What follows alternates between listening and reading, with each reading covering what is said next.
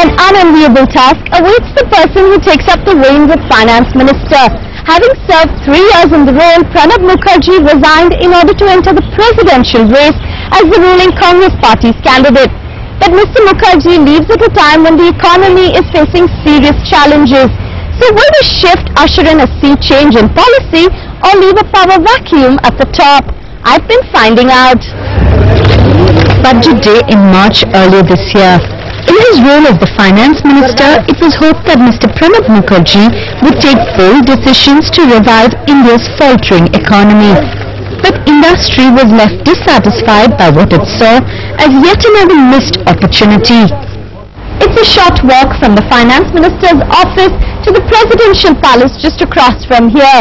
After nearly 3 years as the Finance Minister and 4 decades in the Congress party, Mr. Mukherjee stepped down from his cabinet role to enter the presidential race.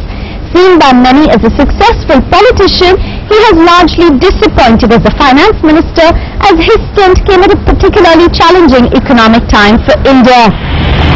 Over the first 3 months of this year, the Indian economy grew by just 5.3%, the slowest pace in almost a decade.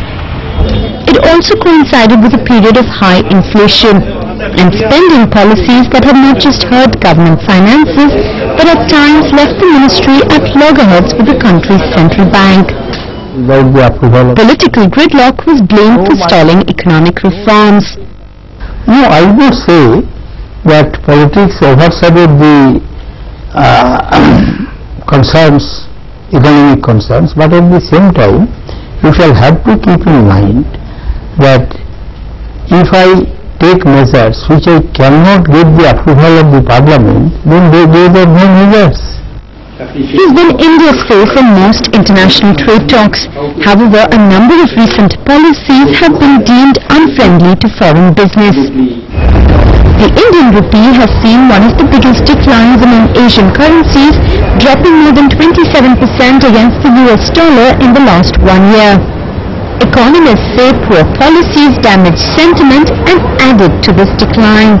The moment the generalized anti-avoidance rules were declared, that had a very, very negative impact.